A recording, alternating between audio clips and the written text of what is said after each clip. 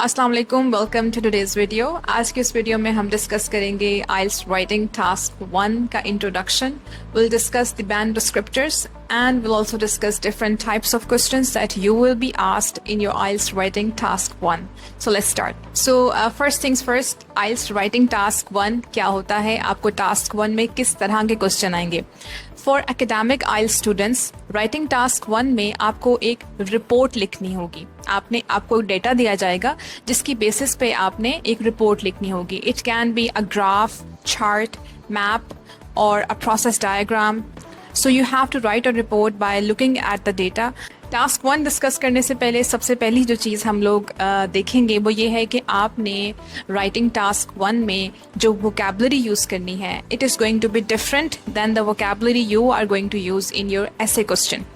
तो report writing में जो हम वोकैबुलरी यूज़ करेंगे वो बहुत प्लेन होगी।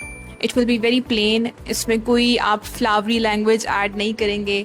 Avoid the idiomatic use of language because it is a report. Report आपकी फैक्ट बेस्ड होती है।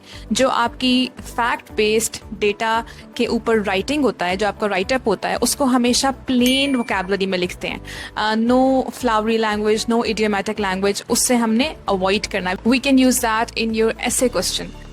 रूल्स ऑफ द गेम ये हैं कि आपको ये रिपोर्ट लिखनी है 150 वर्ड्स में और आपको इसके लिए 20 मिनट्स अलॉट किए जाएंगे। तो it's going to be tough to manage it. शुरू में डिफिकल्ट लगेगा आपको, but with practice you will be able to crack this. Now let's discuss the test structure. Pakistan में जैसा कि आपको आइडिया है कि कंप्यूटर बेस्ड एग्जाम ही अवेलेबल है। पेपर बेस्ड एग्जाम्स जो है वो उनकी ऑप्शन ख़त्म हो गई है। So you have to get yourself familiarized with the computer based test. यहाँ पे आप अगर स्क्रीन पे देखें तो मैं आपको दिखाऊंगी कि आपका टेस्ट जो है कंप्यूटर बेस्ड एग्जाम किस तरह का होता है। इस तरह की आपकी स्क्रीन दिखेगी। टॉप के ऊपर अगर आप देखें तो आपको टाइम गिवन है जिसमें you can see we have 60 minutes left. So 20 minutes will be for your writing task 1 and rest of the 40 minutes you have to spare them for your essay question because वो एक लंबा question है और उसमें marks भी उसके ज़्यादा हैं and also word जो उसकी word count है वो भी ज़्यादा होगा। So you have to be careful। 20 minutes के बाद आपने इस part को छोड़ देना है। अगर आप टॉप पे देखें तो ये लिखा हुआ है academic writing part 1। You should spend about 20 minutes on this task and right at least 150 words. So at least आपने 150 वर्ड्स तो ज़रूर लिखने हैं, मतलब इससे कम ना लिखें। It's not advisable. आप इससे ज़्यादा लिख सकते हैं, लाइक 10-15 वर्ड्स ज़्यादा हो सकते हैं, बट इससे ज़्यादा नहीं, ठीक है। फिर आपका जो है वो क्वेश्चन गिवन होता है which is a 2 sentence question. इसको डिटेल में अभी हम स्टडी करेंगे और इस क्वेश्चन को अंडरस्टैंड करना, इसके फॉर्मेट को, because we have to use a lot from this question to write your report. तो हमें इसके स्ट्रक्चर को, फॉर्मेट को डिटेल में समझने की बहुत ज़रूरत है। Will discuss that. उसके बाद यहाँ पे आपको एक विजुअल डेटा कुछ भी दिया हो सकता है, लाइक चार्ट, प्रोसेस डायग्राम। यहाँ पे आपको ये बार चार्ट दिया हुआ है and now if you see on the right side of the screen you can see you have this board. यहाँ पे आपने you can type your answer here, ठीक है। और नीचे आप जो भी लिखेंगे यहाँ पे, फॉर एग्जाम्पल कुछ भी लिखते हैं तो आपको वो वर्ड काउंट आपको समझ आएगा कि ये आपके वर्ड्स को काउंट करके देगा। इसीलिए मैं स्टूडेंट्स को समझाती हूँ कि there are a lot of pros of doing your test on computer. Students घबराते हैं इस चीज़ से कि मिस अब तो कंप्यूटर के ऊपर हो गया है, पेपर के ऊपर ज़्यादा आसान था। तो पेपर के ऊपर आपको मैनुअली काउंट करने पड़ते थे words. So now you have this option कि it is automatically counting. You are going to just write your report and it will count it automatically. So इसके भी प्रोज हैं। Let's discuss band descriptors. Band descriptors IELTS में ऐसी चीज़ है जो बच्चे overlook कर जाते हैं या बहुत सरसरी से इसको देख लेते हैं कि अच्छा ये भी कोई चीज़ है, but this is so important कि आपको ये समझें, इसको समझना बहुत ज़रूरी है। बैंड डिस्क्रिप्टर्स बेसिकली क्या होते हैं कि आइल्स के जो एग्जामिनर हैं उनके माइंड में क्या स्कोरिंग क्राइटेरिया है आपकी रिपोर्ट या आपका राइटअप चेक करते हुए। वो क्या चीज़ें चेक कर रहे हैं, वो क्या चीज़ें देखना चाहते हैं कि इस बच्चे ने आया कि इन चीज़ों को लिखा है, इंग्लिश लैंग्वेज की इन चीज़ों को फॉलो किया है। Those are called band descriptors. अब ये आपके लिए एक कहते हैं कि पक्की पकाई जो है एक चीज़ है that you can just follow it. आपको पता है कि एग्जामिनर को ये चीज़ चाहिए, so you can do exactly what they want and then you can score a very good band. So इसीलिए सबसे पहले we'll learn कि एग्जामिनर हमारे से रिपोर्ट राइटिंग में क्या चाहता है. There are 4 band descriptors. Number 1 is task achievement. Task achievement को अगर हम डिटेल में पढ़ें तो वो हमें ये समझ आती है कि आप जितनी अच्छी टास्क अचीवमेंट करेंगे उतना अच्छा आपका बैंड स्कोर आएगा. ठीक है. अच्छा, रिपोर्ट राइटिंग में टास्क अचीवमेंट क्या होती है? सबसे पहले तो आप देखेंगे analyse the chart and identify all की फीचर्स. यानी आपने चार्ट को पढ़ना है, उसको एनालाइज करना है और जितने भी की फीचर्स उसमें उसने आपको दिए हुए हैं उनको आपने लिखना है. ठीक है. इसको मैं आपको समझाऊंगी अभी आगे आके कि क्वेश्चन के कितने पार्ट्स हैं और किस तरह से आपने एक एक पार्ट को बारी बारी आंसर करना है. जब आप क्वेश्चन के सारे पार्ट्स को आंसर करेंगे तो आप टास्क अचीवमेंट अपनी कंप्लीट कर लेंगे और आपका बैंड स्कोर अच्छा आएगा. Like it can B 7 bands, 8 bands. जितना आप अच्छा करते जाएंगे उतना आपका बैंड स्कोर इम्प्रूव होता जाएगा. So this is basically called task achievement. You have to highlight your key features in an overview. A lot of students get confused. कुछ कहते हैं कि मिस हमने उस वीडियो में देखा था, हमारे उन सर ने कहा था कि हमने ओवरव्यू नहीं लिखना रिपोर्ट में. ओवरव्यू लिखना है क्योंकि बैंड डिस्क्रिप्टर्स में गिवन है. ये मेरे पास बस एक कह लें कि एक आंसर है that I give my students कि आप आइल्स की ऑफिशियल वेबसाइट पे या ब्रिटिश काउंसिल की वेबसाइट पे जब जाएंगे and then you will see the band descriptors, तो यू विल नो कि वो आपसे रिक्वायर कर रहे हैं कि आपने ओवरव्यू ज़रूर लिखना है, मिस नहीं करना रिपोर्ट में. ठीक है. Support your body paragraph with data, numbers and dates if possible. यानी आपने बॉडी पैराग्राफ लिखना है. सो यहाँ पे आपको थोड़ा सा एक स्ट्रक्चर का भी आइडिया हो रहा है कि आपने अपने रिपोर्ट राइटिंग में जब आपने लिखनी है तो बस वैसे रिपोर्ट देख के लिख नहीं देनी कि यहाँ पे इस चार्ट में ये चीज़ बयान हुई है. आपने एक्सप्लेन करना है बट एक फॉर्मेट को फॉलो करना है. नंबर 1 हमने चीज़ देखी कि उसने कहा है कि आपने ओवरव्यू लिखना है. नंबर 2 उसने आपसे कहा है कि आपने बॉडी पैराग्राफ्स लिखने हैं. So body paragraphs are very important. IELTS की रिपोर्ट राइटिंग का स्ट्रक्चर अभी हम स्टडी करते हैं. और उसके बाद उसने कहा है avoid putting in information which is wrong. ठीक. Avoid an opinion. अपना ओपिनियन नहीं देना रिपोर्ट में. आप अपना ओपिनियन नहीं देंगे. ठीक है. Because it is a factual report. Fact based चीज़ होती है जिसके अंदर ये ऐसे है और ऐसे है और ऐसे है. मैंने इसमें अपना ओपिनियन नहीं देना. ठीक है. एक चार्ट मुझे याद है कि स्टूडेंट्स कर रहे थे जिसके अंदर एक स्टूडेंट ने उसके अंदर था कि हाउस वाइफ्स के जब बच्चों के नंबर इंक्रीज होता है तो उनका अनपेड लेबर इंक्रीज होता है. This was the chart. तो एक स्टूडेंट ने बीच में थोड़ा सा 2-3 जुमले अपना ओपिनियन भी लिख दिया. सो आपने अपना ओपिनियन नहीं लिखना, अपने ओपिनियन से अवॉइड करना. This is a report not your essay. So अपने ओपिनियन से अवॉइड करना है, उसको नहीं लिखना. Write over 150 words. ठीक है. अगर आप 150 वर्ड्स से कम लिखेंगे तो आपके मार्क्स की डिडक्शन होगी. बिकॉज इसमें लिखा है कि एटलीस्ट 150 वर्ड्स लिखते हैं. सो 150 वर्ड्स इतने ज़्यादा नहीं है. मेरा ख्याल है आप ज़्यादा ही आपको दिल करेगा मैं ये भी लिख दूँ. लेकिन 150 words is the least amount of words that you should be writing. Right over 150 words. 150 words तो आपने लिखने ही लिखने हैं, इससे कम नहीं लिखने. ठीक है. लेकिन थोड़े से आप इससे ऊपर लिख लें, 160 लिख लें, 165 लिख लें, that's fine. Next in your band descriptors is coherence and cohesion. Coherence को सादा आसान जबान में कहते हैं रवानी. जैसे कहते हैं ना, हमको वो बंदा बहुत रवानी से बोलता है या वो उसकी लिखाई में बहुत रवानी है, तो that is called basically coherence. Coherence का मतलब होता है कि जब आप एक जुमला बोलें और उसके बाद दूसरा सेंटेंस बोलें तो वो दोनों का आपस में एक नेचुरल कनेक्शन और नेचुरल फ्लो हो.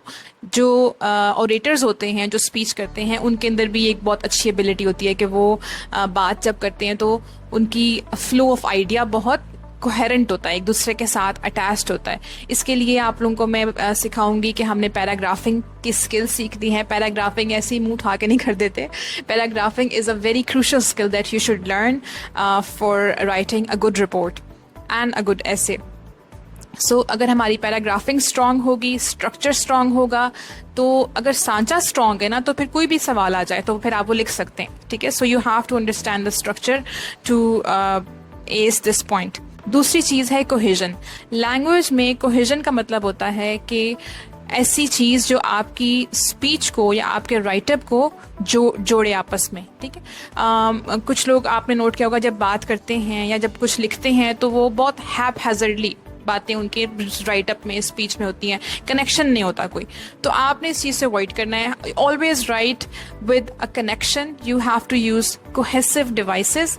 कोहेसिव डिवाइसेस हम डिटेल में स्टडी करेंगे क्या होते हैं, कि जिनको आप जब यूज़ करेंगे तो आपकी कोहेजन बिल्ड होगी आपके आंसर में, ठीक है। आपके जो आइडियाज़ हैं वो एक दूसरे से जुड़े होंगे। कोहेरेंस एंड कोहेजन का बेसिकली मतलब है कि जो आपके आइडियाज़ हैं उनका एक फ़्लो हो, उनमें वो आपस में जुड़े हों। ऐसा नहीं है कि आपने एक बात शुरू की है, उसको ख़त्म करने से पहले एक नई बात शुरू कर दी है। इसके लिए बहुत इम्पॉर्टेंट है कि हम लोग अपना रिपोर्ट लिखने से पहले प्लान करें, अपना आंसर प्लान करें। सो प्लानिंग में आपको सिखाऊंगी इन द कमिंग लेक्चर्स कि प्लानिंग कैसे करते हैं रिपोर्ट की। कोई भी डेटा अगर आपको आ जाता है तो उसको लिखने नहीं बैठ जाते एकदम से, सबसे पहले उसका एक प्लान बनाते हैं ताकि आपको पता हो मैंने कितना लिख लिया है, कितना लिखना है। ये नहीं कि आप क्वेश्चन में लिखते हुए बार बार आंसर को लिखते हुए बार बार देखें कि मैंने ये पॉइंट लिख दिया, ये पॉइंट लिख दिया, so that is going to be a disaster. आपसे टाइम मैनेज नहीं होगा ऐसे। So first of all will make a plan. उसका फ़ायदा ये होगा कि आपको पहले से पता होगा कि मैं ये बात कर चुकी हूँ या कर चुका हूँ, और उसके बाद आप नेक्स्ट बात शुरू करेंगे। So your coherence will be done, your cohesion will be effective, and you'll get a great band. Next we have lexical resource. Lexical resource का जो आसान अल्फाज में मतलब है कि आप के पास लैंग्वेज की एक वाइड रेंज होनी चाहिए, ठीक है। आपको ऐसा ना हो कि आप अपना आइडिया बता रहे हैं तो आपको मुश्किल हो कि भाई मेरे पास वर्ड्स ख़त्म हो गए या मुझे इस आइडिया से जो एक्सप्लेन करता है इसको वर्ड नहीं आ रहा। और इसका मतलब ये बिल्कुल भी नहीं है कि आपने कोई मुश्किल वोकैबुलरी याद करनी है। बच्चे क्या करते हैं कि वो चूंकि हम एकेडमिक जो बैकग्राउंड से स्टूडेंट्स हैं वो हमें आदत होती है, ठीक है, कि लिस्ट उठा के उसको याद करने की। तो हम GRE की लिस्ट उठा लेते हैं, SAT की लिस्ट उठा लेते हैं, एंड देन दे से कि मैम हमने ये लिस्ट याद कर ली, and then when they try to adjust those difficult words in their report it looks so off. बिल्कुल भी अच्छा नहीं लगता और बहुत अननेचुरल लगता है। लेक्सिकल रिसोर्स के लिए आपको मैं फ्यूचर में बताऊंगी कि आपने 2 टाइप्स ऑफ वोकैबुलरीज के ऊपर वर्क करना है। आइल्स में 2 तरह की वोकैबुलरीज हम याद करेंगे। One is your structural vocabulary, second one is your topic based vocabulary. Structural vocabulary के अंदर जो आपने अपने आंसर का स्ट्रक्चर बनाना है उससे रिलेटेड वोकैबुलरी के वर्ड्स आने चाहिए, ठीक है, क्योंकि वो तो एक गिवन क्वेश्चन है, वो तो आपको पता है ये तो आने ही आने हैं, तो why not just work on those, ठीक है। बाकी दूसरा है आपकी टॉपिक बेस्ड वोकैबुलरी। आइल्स में कुछ टॉपिक्स हैं 15-20 टॉपिक्स जो ओवर एंड ओवर रिपीट होते हैं, तो आपको उन टॉपिक्स के अराउंड सिंपल वोकैबुलरी वर्ड्स आने चाहिए, नॉट कॉम्प्लेक्स। एक ट्रेंड है आजकल के सिंपल इंग्लिश वर्सेस आइल्स इंग्लिश। वीडियोस भी बनाई होती हैं लोगों ने टिकटॉक वगैरह पे, तो this is so wrong and misleading. ऐसा कुछ भी नहीं है। IELTS basically is just a test of your English communication, it's not a PhD in English, ठीक है, कि आप क्या आया कि इंग्लिश में कम्युनिकेट कर सकते हैं सिंपल अल्फाज के साथ, ठीक है। कोई उसने ये नहीं कहा कि आपको ये लिस्ट याद करनी है, हाई लेवल वोकैबुलरी आनी चाहिए। उसने कहा you should have a wide range of vocabulary, ठीक है। तो आप जब अपना कोई आइडिया या अपनी कोई बात डिस्कस करें या रिपोर्ट लिख रहे हैं तो ऐसा ना हो कि आपको अल्फाज कम पड़ जाएं, ठीक है। उसके लिए मैंने आपको यही बताया है कि इन 2 सेट्स ऑफ वोकैबुलरीज की प्रैक्टिस करेंगे और इनको याद करेंगे। ये हमारा पॉइंट उससे कवर हो जाएगा। Okay, last we have grammatical range and accuracy. Grammatical accuracy की तो हमें समझ आती है कि आपकी ग्रामर जो है वो ठीक होनी चाहिए। ऑफ कोर्स आप जब अपनी रिपोर्ट लिख रहे हैं तो आपकी बेसिक ग्रामर के ऊपर आपको होल्ड होना चाहिए, लेकिन इसका ये बिल्कुल भी मतलब नहीं है कि आप जो है वो स्टूडेंट्स कहते हैं मिस हमारी ग्रामर बहुत वीक है, तो पहले हम ऐसे करते हैं कि हम ना 3 मंथ्स आप हमें ग्रामर सिखा दें तो फिर हम। This is so wrong, such a wrong way to approach IELTS. IELTS takers does not want you to become a grammarian. Grammarian का काम है कि भाई ग्रामर के क्या क्या रूल्स हैं, कैसे कैसे क्या क्या डायरेक्ट इनडायरेक्ट कैसे करना है, present parts, participle, these continuous, ये सारी चीज़ें. You do not need to get into these things, please. Just hear me out. आपकी बिल्कुल सिंपल जो बेसिक इंग्लिश लिखने की एबिलिटी है उसमें आपकी जो ग्रामर है वो ठीक होनी चाहिए. That's it. मेरी इसमें अप्रोच ये होती है स्टूडेंट्स के साथ कि मैं उनसे कहती हूँ जब मैं उनको उनके राइटअप के ऊपर मार्क करती हूँ तो मैं उनको साथ साथ पॉइंट्स भी मेंशन करती हूँ कि आपके आर्टिकल्स वीक हैं, आप इसके ऊपर वर्क करें, आपका पास्ट टेंस वीक है या फिर आप वॉज वर्ड की मिस्टेक कर रहे हैं। तो ये ग्रामर, हर स्टूडेंट का कुछ ना कुछ ग्रामर की मिस्टेक्स होती हैं जो वो उसी की होती हैं। सो उसने उस चीज़ पे वर्क करना है, पूरी ग्रामर नहीं पढ़ने बैठ जाना।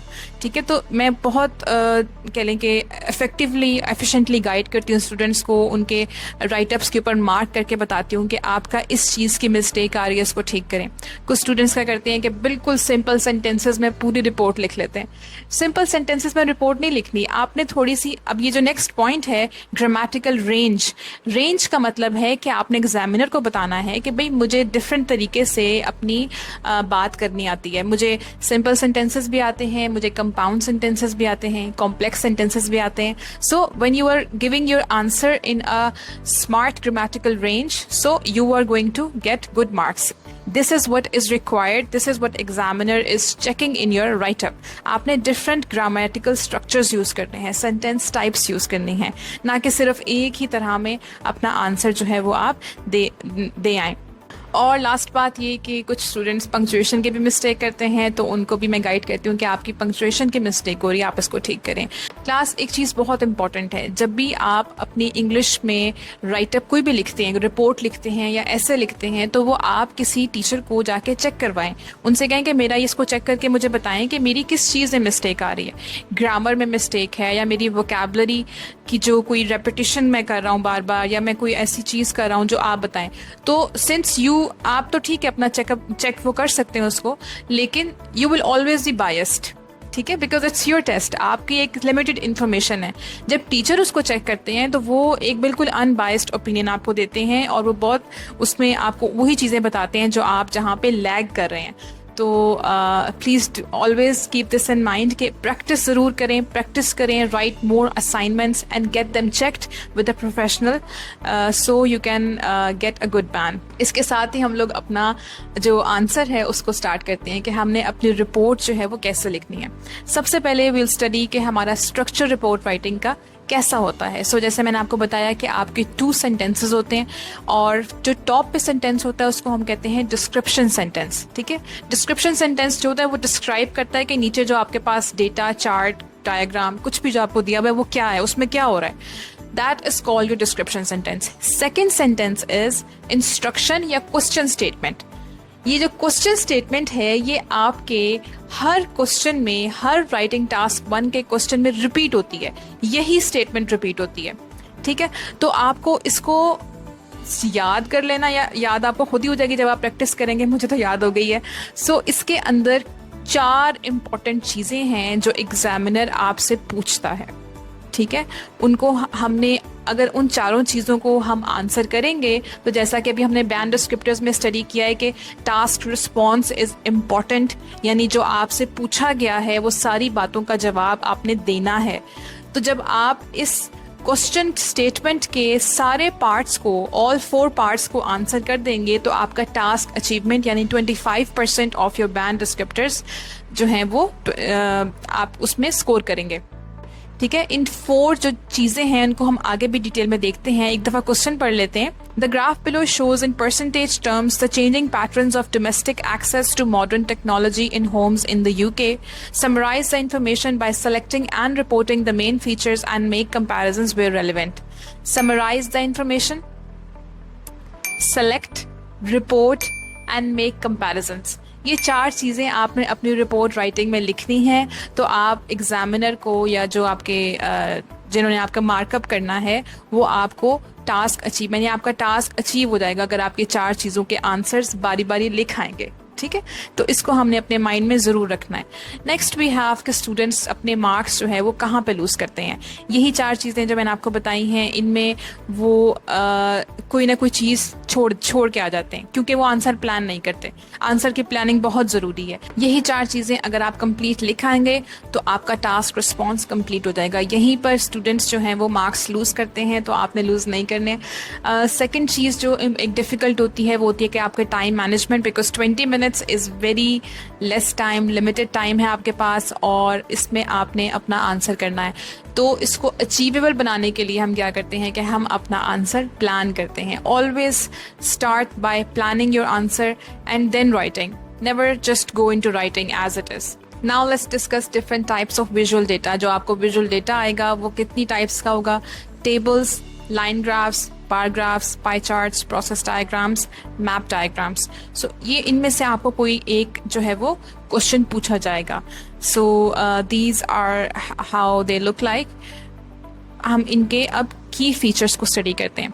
अच्छा, जो आपका बार ग्राफ या बार चार्ट होता है उसके अंदर आपके पास जो की फीचर्स होते हैं वो number 1 is your x axis, number 2 is your y axis, and then there is also bars. जो आपकी बार्स गिवन होती हैं उसमें आपकी इंफॉर्मेशन गिवन होती है. ठीक है, ये आपके बार ग्राफ या बार चार्ट के की फीचर्स हैं. फिर आपका जो लाइन ग्राफ है वो भी बार चार्ट की तरह होता है, उसके अंदर भी एक्स एक्सेस और वाई एक्सेस होते हैं, बट बार्स की जगह पे यहाँ पे लाइंस होती हैं. और इसमें अमूमन साइड पे एक की भी गिवन होती है. की के अंदर आपको बेसिकली बताया होता है कि इस लाइन का ये मतलब है, जो ये कलर है इसका ये मतलब है. ठीक है, की आपको एक्सप्लेन करती है कि फर्दर एक्सप्लेन करती है डेटा को जो आपके चार्ट में गिवन होता है. Then we have pie charts. Pie charts जो होते हैं उसमें एक सेगमेंट को हम स्लाइस कहते हैं. ठीक है, जैसे पिज़्ज़ा का स्लाइस होता है, केक का स्लाइस होता है. टोटल जो होल सर्कल है इट अकाउंट्स फॉर 100%. ये आपका टोटल जो होता है इसको 100% होता है. और इसके अंदर फिर डिवीजन होती है कि इतने परसेंट का मतलब है ये चीज़. अगर अब यहाँ पे हम एग्जांपल देखें, book sales distribution in a book store. So यहाँ पे देखें जो कलर डिवीजन है नीचे की में गिवन है. Dark blue is fiction. ठीक है, जो 35% जिसकी सेल्स हुई हैं. फिर 25% is non fiction, and then 20% is children books और बाकी भी. ठीक है, तो इसी तरह से ये जो जब हम इन सब को ऐड करेंगे तो वो आपका 100% बनेगा. These are the key features of a pie chart. Then we have table. Table के अंदर जैसा कि आपको पता है कॉलम्स होते हैं जो goes down and there are rows that goes across. left to right आपकी rows होती हैं, top to bottom आपके columns होते हैं. इस तरह से column में data आपका given होता है. जो top row होती है उसके अंदर important information होती है. जो सबसे left पे आपका जो column होता है उसके अंदर भी information important होती है to understand your table. Because वो bold में भी होती है तो it obviously shows कि इस कॉलम में या इस रो में किस चीज़ की बात हो रही है, तो उसको आपने ध्यान से देखना है. Then the key features of a process diagram या डायग्राम. डायग्राम जिस तरह से ये है वाटर साइकिल, जैसा कि हम बचपन में पढ़ते थे, तो diagram has words and arrows to give information about what's happening. Diagram आपको बताती है एरोज और वर्ड्स को यूज़ करके कि इसमें क्या हो रहा है. सिर्फ in the water cycle we have arrows that are telling कि अब जो वेपर्स हैं वो क्लाउड्स बन रहे हैं कंडेंस होके, और फिर क्लाउड्स जो हैं वो ट्रैवल कर रहे हैं, फिर प्रेसिपिटेशन यानी बारिश हो रही है, और फिर वो माउंटेन्स के ऊपर बारिश हो रही है, और फिर वहाँ से लेक्स और फिर वो ओशन, पूरा जो साइकिल है आपका ऐसे. तो यहाँ पे जो इम्पोर्टेंट चीज़ होती है वो आपने देखनी होती है एरोस की direction and the information that is given in words. Lastly we have maps. Maps IELTS में बहुत इंपॉर्टेंट हैं, बहुत इजी भी होते हैं. स्टूडेंट्स को पता नहीं मुश्किल क्यों लगते हैं, बट मैं इंशाल्लाह आपको सिखाऊंगी बहुत आसान करके. और इसको हम जब भी हम किसी चीज़ को जो हमें मुश्किल लगती है उसको अगर हम बाइट साइज पीसेस में डिवाइड कर लें तो वो हमारे लिए ईजी हो जाता है उसको. So that was it for today. Thank you for being here. In the next lecture, we are going to study how to analyze and plan your answer. यानी जो आपने अपनी रिपोर्ट लिखनी है उसको एनालाइज कैसे करना है डेटा को, और अपना आंसर प्लान कैसे करना है. ये नेक्स्ट लेक्चर में इंशाल्लाह हम पढ़ेंगे. उससे नेक्स्ट लेक्चर में हम पढ़ेंगे कि हमने रिपोर्ट लिखनी कैसे है. So see you in the next lecture. Thank you.